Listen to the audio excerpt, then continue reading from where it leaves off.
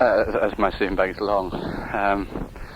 And I didn't want nightmares of the falling kind, so I had to leave that. But I'm on a similar little mini plateau here, but it's a good 6 yards wide. I'm all right. I feel safe about that. To the west, the evening sun is gradually sinking, and the opposite ridges are black against the sun. I can't see anything but the distant outline of the hill opposite, the ridge opposite, which I suppose is about 2 or 3 miles away or more. And if I turn through 180 degrees, I look down into the valley on the eastern side of the hill, which is now in the shade of this hill largely, except the upper wooded half, which still has the evening sun. And all along the valley floor, it's either cornfields, golden and yellow, and vine, and rows of vine, green vine. Away to the down to the south, again a mile or so, I can see the next small village, the roofs of the next small village, and further on, going further south, the valley runs more or less north-south. Further on I can see what I think is Massage, which is a slightly bigger village. Damn, I've been recording when the tapes ended. Nothing significant.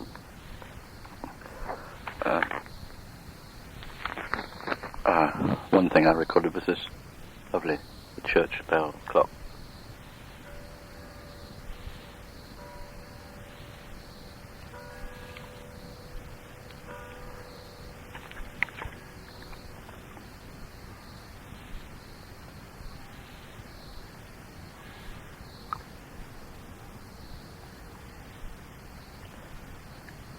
The perfect sound in this situation.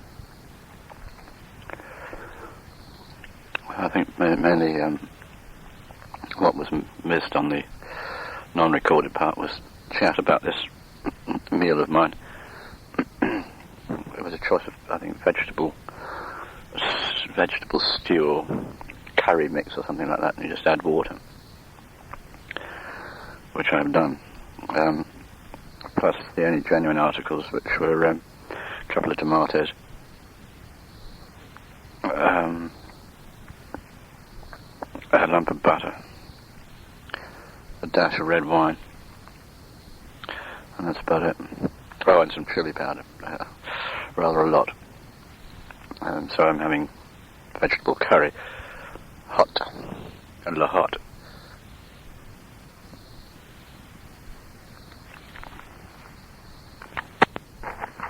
9:04 French time, and the sun has gone down now, and it certainly is dusk.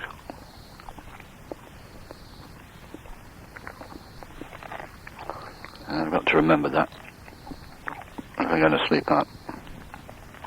And 9 o'clock is the latest to be stopping. Let's see what time it gets like in the morning.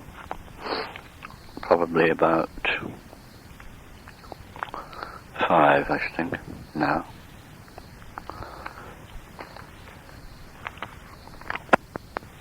I've walked about 20 kilometers today, I think, which was quite enough for the first day. With my feet really, the worst affected this time. I haven't got blisters,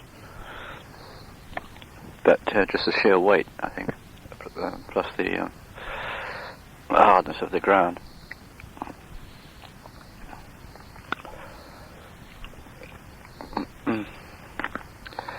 In this last village, I meant to say, I met a very high-powered plate dealer, which I suppose it's not far out of Dijon, which is a reasonably main sort of centre. But he had some really, really good stuff. Excellent. The prices seemed astronomical to me, but how he sells it there, I don't know. I mean, they all say there's lots of tourists because they often man the cafe there. The cafe was totally empty. His shop was the plate man. There wasn't anyone in sight. Well, when do they come? On a Sunday or something, I suppose, maybe? I don't know. And I've seen very few people walking along today. And this is the middle of August. Anyway, he was a nice guy. And showed me around, showed me everything he had. Obviously wanted Dutch and German and Swiss views, as if I didn't know. And maps of America. He was after maps from America. That's a thing that I might be able to sell him. His brother has a shop in Paris. There could be a good connection. Obviously French views, he said anywhere in France. Whether he meant it or not, I don't know, but it's certainly worth trying him out once with one or two things. We'll get together with Ken and ask Ken to lend me one or two things, and we'll see what he's made of. But a surprise, nevertheless. I wasn't expecting it. I should have asked him if there were any bookshops around. I forgot. Anyway. I will at least improve my French by one word, which is something else I think got cut off this lot when the tape stopped. Which is moine. Monks or friars. And I believe there was an abbey or friary on top of this place where I am at the moment, and it certainly would be the perfect place for it. Quiet and elevated, as suits the monkish mind, I hope.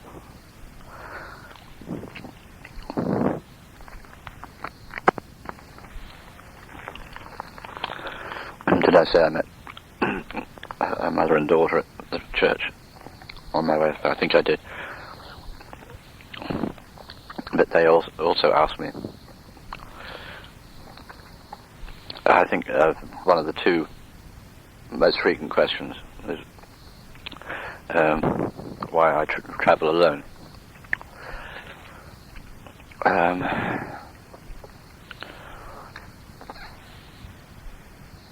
I don't especially want to. I don't especially want to be alone. But sometimes it's probably good to be alone. I'd rather travel alone than with someone just for the sake of being not alone. And I try to explain to them the compensations of being on your own. And that you can start when you want to start, stop when you want to stop, go at the speed you want to go, and so on. But it's certainly not a religion for me, I don't think. They're becoming a habit, which is another thing. I think of Tom a lot.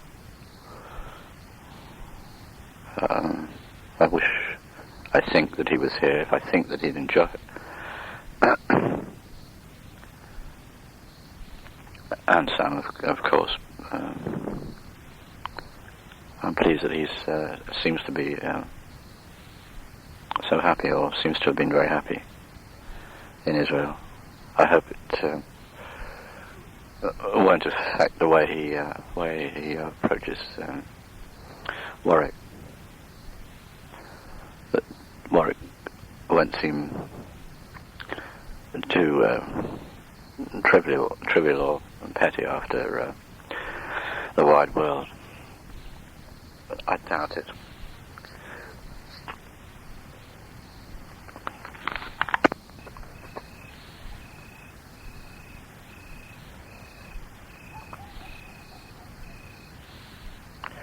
What's that sound?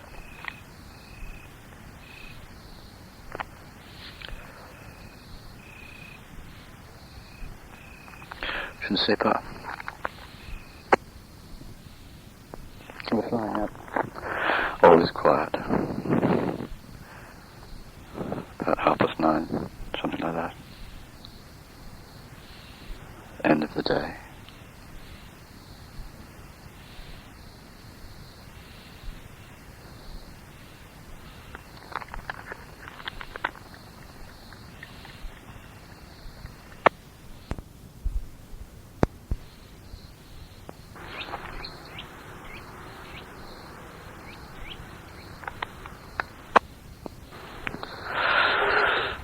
Thursday, 20th of August.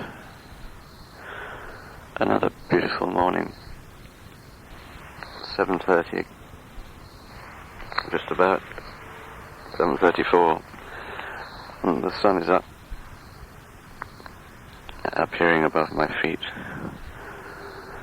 And I woke last night, and the moon was shining down, and the sky was millions of stars. I slept reasonably well.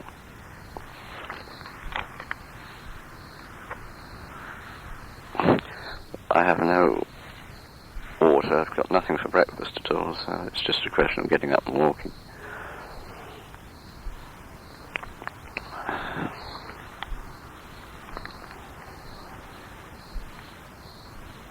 Lovely fresh atmosphere at the moment, before it starts to get hot.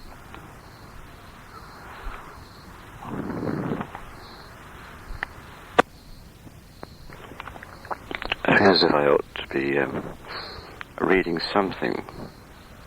I haven't read a word yet, and writing more, but my entire time seems to be taken up with the actual walking or getting food and drink into myself, and unpacking and repacking and reorganizing and shifting around bits and pieces in this pack.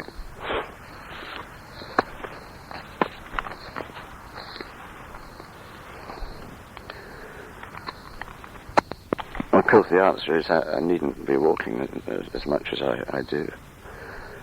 But at least up to now it seemed like the purpose of the whole operation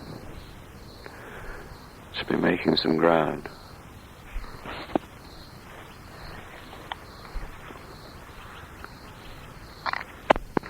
It is very satisfactory to be able to look at the map and think, well, I've done all that. It feels like some sort of achievement.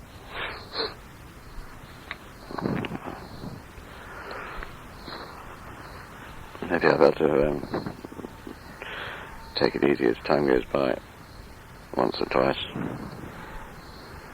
Actually sit down in a quiet spot and read Wuthering Heights, which I have with me, or Descartes.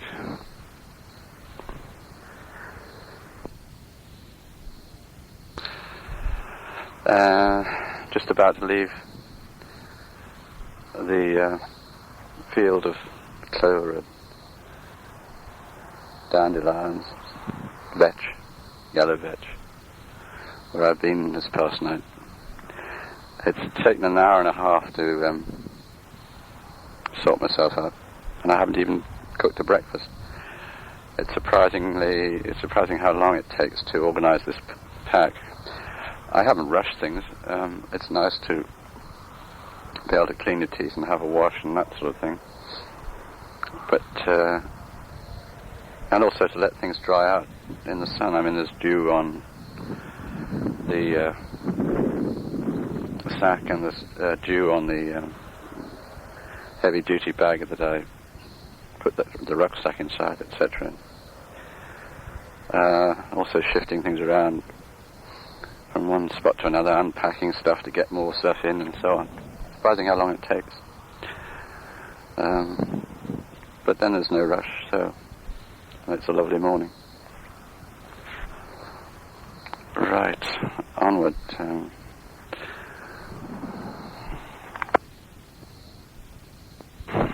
In the land of the Bœuf Bourguignon, the white Charolais cattle grazing in the field just over the track here in the sunshine seem entirely appropriate. Moving along the shaded lanes now. Sunlight filtering through. Nice and cool.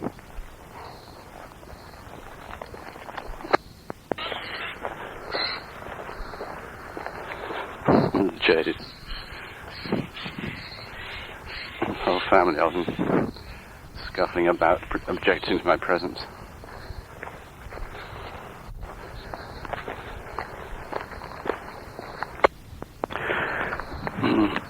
Just come across a restaurant where I cross over a mainish road. Ferme de la Bâche, Grillade, Feu de Bois, Restaurant Goûter. We've got a menu at 58 francs and one at 72. And a la carte, I dare say it's closed at the moment anyway, being August.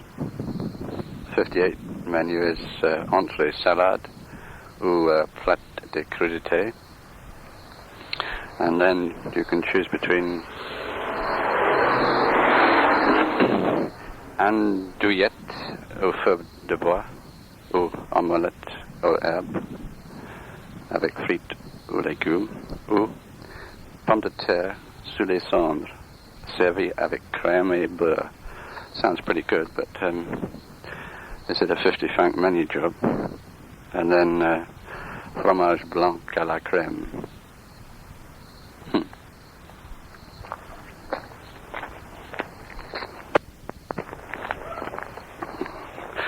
In this country, I'm crossing regularly from valley to valley, and a series of uphill struggles, and then the reward of beautiful views looking down and coasting down to yet another village, as now. Extremely English landscape in many ways. This could be Devon, Herefordshire, parts of Sussex. These narrow lanes come roads with the ditches, the hedgerow trees, that's all similar. And it isn't a parched or arid landscape. The fields here are green still, even in the middle of August, and have that meadow look. More wildness of flowers in many of them, more wild meadows, not quite so often cultivated in the sense of that meadows are, but many similarities. And there's a hedgerow of beech there, which is pure Devon, just up through this field that I'm looking through to the gateway. The leaves are just beginning to turn in that sort of yellowy way before they go golden and subsequently brown.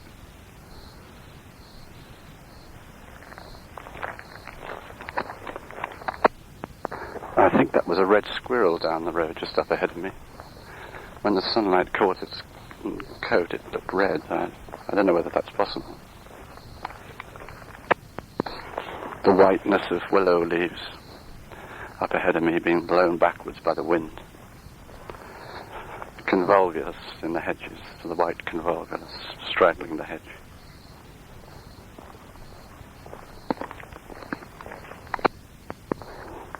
There's a rare sight over here, a field with sheep, rich meadow grass, grazing away. I wonder why there aren't more sheep. I would have thought there was an opening here. There's less pressure on the land, more room, and no one seems to be doing it. Perhaps I'm wrong. Well, I know I'm wrong in the sense I know down in the Auvergne there are flocks, but in this sort of Shropshire-like country, could be a field of cluns or similar, fattening up the hill stuff. Superb seigneurial type house here, mansion. It's a big place in its own grounds, beautiful mature trees, shade, sunlight, and the house itself, a massive great roof of stone tiles, small ones, which would have, there's thousands on there. Some balustrading bars on the lower windows, ivy crawling up the side, and I'm just looking at the back.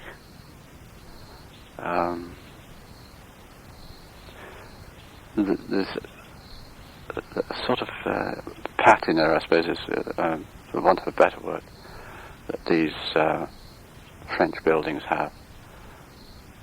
Like a painting that acquires after years and years, which you can only get with age. We'll see what the front's like.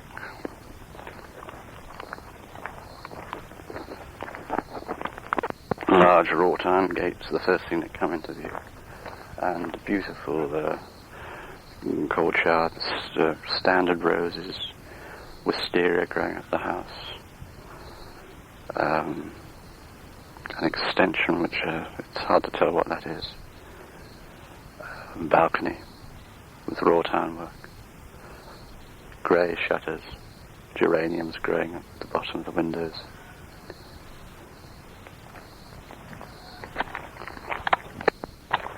A sort of Sackville West job.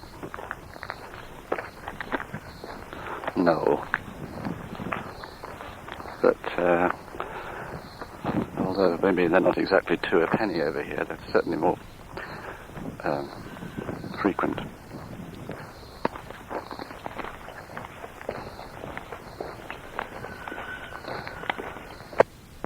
Yeah, the village pump here, which actually works. I don't know whether it's drinkable, though. I doubt it.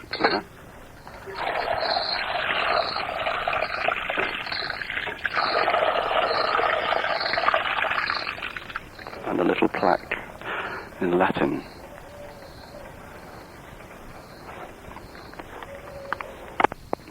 Well, from the point of view of being all of a piece architecturally, and a period, and a feel, this village has to take first prize. There is literally not a building out of place. Nothing modern or brash. And all neatly gathered on the side of this hill, overlooking, looking down the valley, really. Just come past a lovely little house. The stairs up to the stone steps up to the first floor, and French windows at the top of them, with lace covered, and beautiful climbing roses, geraniums, a vine, some pot plants, just covering the wall, and the ground at the bottom of the stairs on the street. But I'm not quite sure which way to go now. This is certainly a very civilized landscape, by French standards, well cultivated, well kept, well cared for, neat. There's nothing wild about this. It is very much Herefordshire, that kind of thing, apart from the vines, of course. And although that village behind me, which I've just left, had a slightly decayed, but in a dignified way, appearance, I should imagine that tucked in among there are a number of second homes, and not cheap second homes. It's only my feeling, but it's still a beautiful part. Beautiful. And on a morning such as this, it's couldn't be better.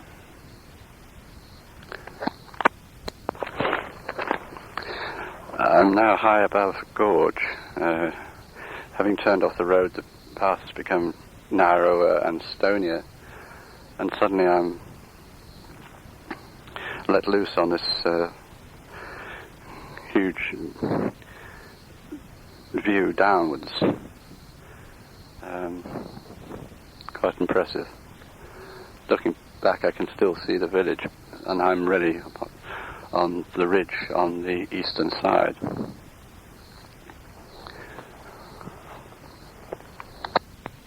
Oh, Jesus. Just had 100 yards of 1 and 2. If it wasn't 1 and 2, it's bloody nearly 1 and 2. You wouldn't drive a car up it, put it that way. Couldn't. A short pause to don Sunhat. I've seen no sign of any village. I think possibly Melwazi is the next place on the route. I thought there was something in between, but seem to be walking too long for that. It's getting hot now, but there's still a slight breeze, cooling breeze, which is help. Another man on steep slopes across the valley, just there, lopping vines. They really are quite steep over there, Devon style. I've just tried a grape off one of the vines. It's the 20th of August today, and I would have thought they were nowhere near ripe already. When I bit into it, it was hard and bitter. Maybe it's like the cider apples, though they don't end up tasting like eating, worth eating anyway. I appear to have taken the wrong turning somewhere along the line. So I'm just leaving a village called Nantou instead of the one I should have been in. And Melwazi, which is where I'm making for, is just over 2 kilometers away. Anyway, I haven't come far out of my way, and I managed to get an ice cold Pepsi and ice cold Orangina in this little Nantou from an old lady who got into terrible confusion with the change that she had to give me from a 100-franc note. And I didn't help, because I started to get confused as well. Anyway, we sorted it out between us in the end.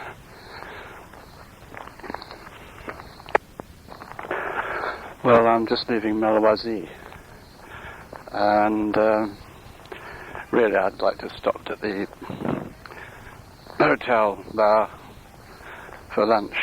It was a quiet, sort of unpretentious place, and I'm sure they wouldn't have charged me a lot for a very good lunch.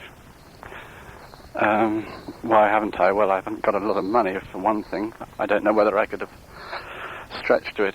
I'd also already bought picnic type stuff, and also with half a mind on tonight, because I don't know how far I'll get. The people in the village shop were nice. I bought tomatoes, onions, nectarines, fresh bread, garlic, and 4 cans of Orangina. as yet no water, but if necessary we'll have to make do with wine somewhere. The water has been important because of these dried food things. They all take half three quarters of a pint of water, which all needs to be carried. This is certainly a delightful countryside, and it's now the heat of the day. But thank God for my hat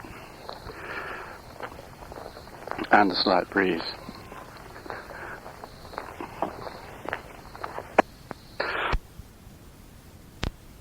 One of the reasons really for not stopping for lunch is that I've probably been there for an hour and a half or something, and I felt pretty full and pleasantly relaxed when I'd finished, which is fine, but I really want to do some walking. Don't seem to have got very far this morning. Taking the wrong turn didn't help.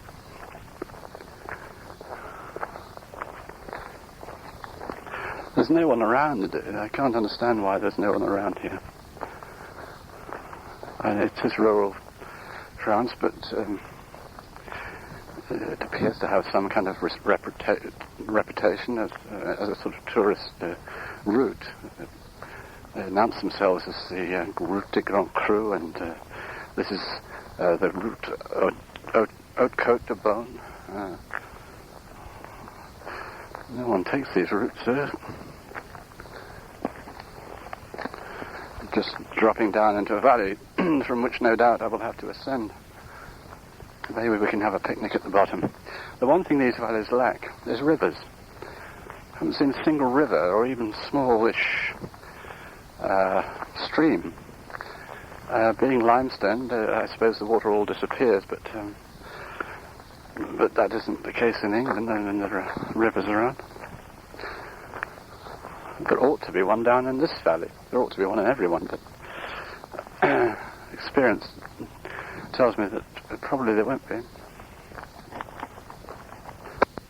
The trouble with phrase books and dictionaries and all that sort of thing is that when you actually want to use them, darn things aren't there or not get atable. You've got to start fishing around in your rucksack in order to produce just one word or phrase. When you're in a queue of people or in the middle of a bar, or it isn't really a very practical thing to be doing.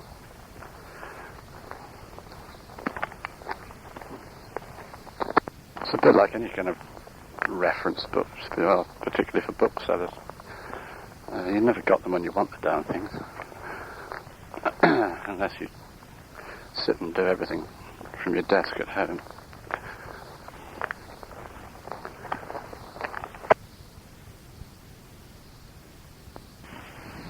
(2:27 p.m. It's always fatal to stop for lunch, really.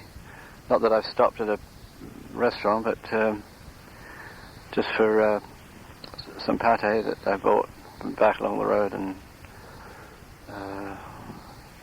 a bit of wine, some tomatoes. I found a nice cool spot in the shade of a tree, and it really is hot out there. I put my sleeping bag out to dry. It's been getting a bit damp at night, and it was red hot when I just packed it back in. No. The other thing is that I can see where I've got to go next, which is once again down into a valley and up the other side onto the next limestone ridge, which I think I then travel along the top of, but that's no encouragement before I do it. Saint-Romain, which is what I'm just about to enter, I'm just on the outskirts at the moment. It's a neat little village tucked away on top of this the ridge on this side of the valley. I can see the church tower and the roofs dead ahead of me, only a few hundred yards away now. And just going to go and investigate, see what it is. We were promised pottery. Nothing changes even in this country. Pottery on the outskirts of the village. I don't think there'll be a lot there. One thing I do need to get to now, really, is a bank. And I'm hoping to reach Nolay this afternoon or early this evening. And then that'll be a question of whether I take a bed and breakfast there, possibly, because I've really got no more money.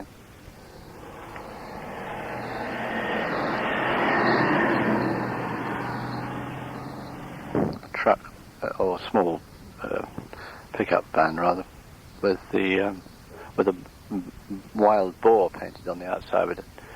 I dare say they've got some little piggery up the road. I doubt whether it's wild boar. Wow, it's hot. And I feel extremely lazy.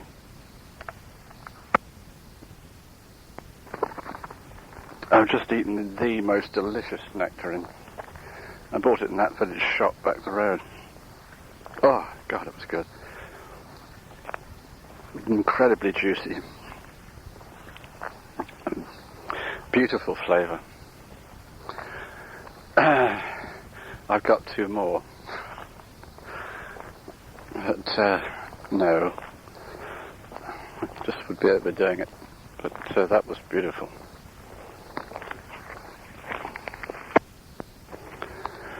Centre of Saint-Romain. I've just walked into the local church.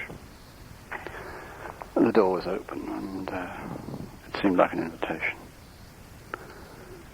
At first I couldn't see anything. Completely dark after the brightness outside. But a beautiful, cool feeling. And as my eyes grow accustomed to what's around me, I see that the main body of the church, the aisle and the pews, there's no transept, are down a flight of steps about 20 feet from where I am at the entrance to the church, even more perhaps, even lower. So that the whole feeling is like walking into a cave, along with the coolness. There's one candle burning. And at the far end, the chancel, sort of lonely and remote. Beautiful crisscrossing arch effect, which I imagine is Romanesque origin. Very little else, and signs of decay and damp on the walls.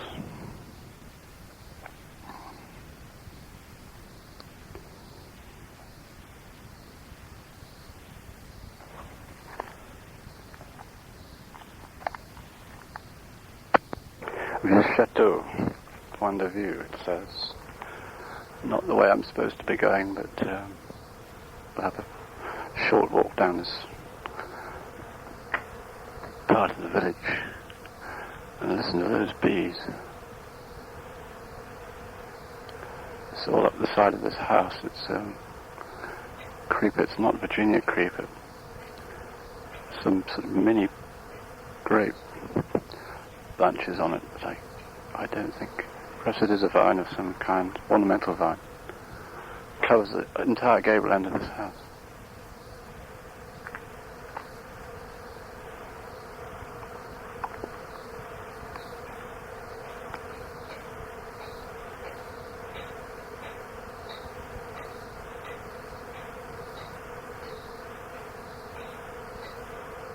Extraordinary.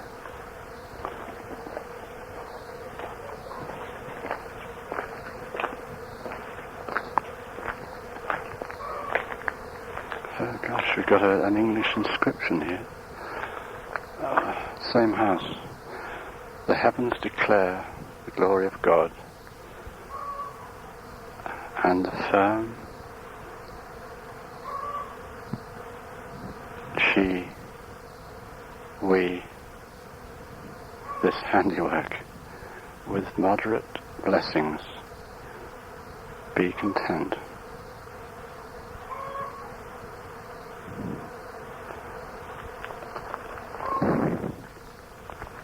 And then in another language which I just don't understand, it's neither Latin nor German.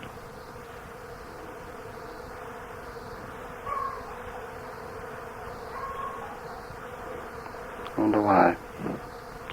It's all the explanation of it.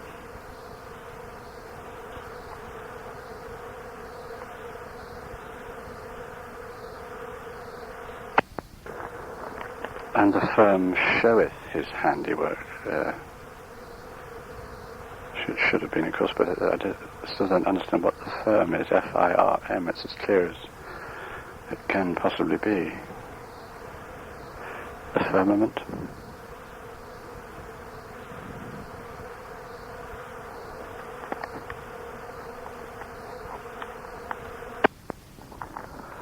Well, I don't often sightsee, when I'm doing this sort of thing. I'm not sure right why I did this time, but I have to admit it's well worth it, in spite of the incredible heat that there is at the moment. This is an old castle, fortified castle, built on a promontory, which is the extension of the village. When I say promontory, that I'm right at the end of it now, the sort of horseshoe end part of it. And if I look down over the edge, it's 200 or 300 feet down to the village below, and absolutely sheer. I mean, it's far enough below to make me feel vertiginous. To the village below is mainly to the right and to the west. To the left, there's a magnificent view down along a valley, which is almost entirely vines, a few poplars, a couple of houses, and wooded on the upper slopes with limestone showing in between. And towards where the valley ends and opens out into the Cahors, all begins to flatten out and become blue and dark blue and misty and hazed. This place apparently was occupied in 1300 by some lackey of the Duke of one of the Duke de Bourgogne, and he exacted the usual thing from the in a feudal sort of way from everyone around. It named the few vin, poule, cire, fromage, pomme, etc. There's an excavation team here of young people. Presumably doing this for the fun of it in the holidays. Never quite sure how much work actually gets done on these things and how much is just messing about. Certainly an impressive spot. Worth seeing if you're in the area, as we used to say. I'm still putting off climbing up to the ridge to the east there, which I can see from here all along its length. But the time's got to come.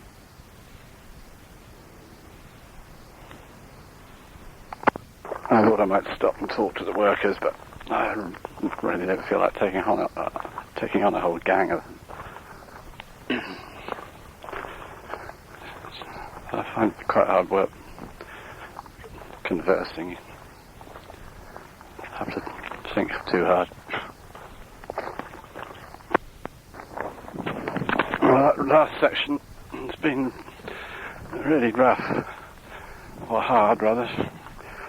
Saint-Romain is right down the bottom of one of these valleys, and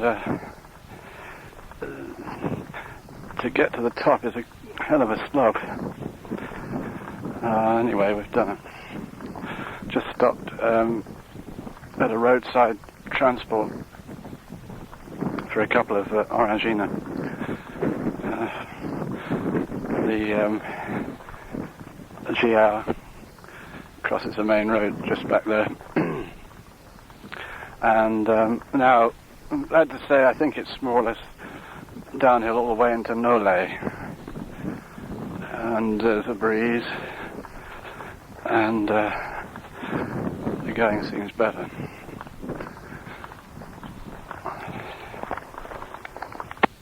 What I hadn't realised is it's nearly 6 o'clock already. 5:57.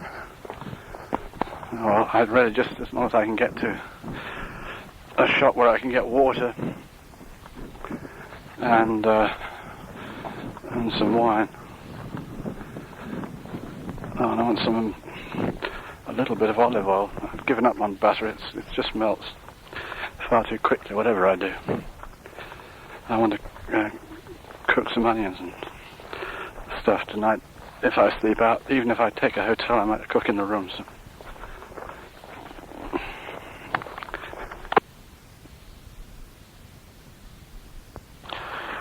And downhill all the way is never as simple as it seems. It was actually a sort of a downhill trip. Extremely stony paths. It was like walking on hot coals. And I became more and more conscious that I wanted to get into Nolay in order to get some provisions mainly. Well, I eventually did manage that. What should have been a really nice walk down into the town, which seems alright, was hard going. Having reached a general store and got what I wanted, I realised I was never going to get out of town, apart from which I need money in the morning, which would have meant coming back. I mean, I've totally skinned of francs.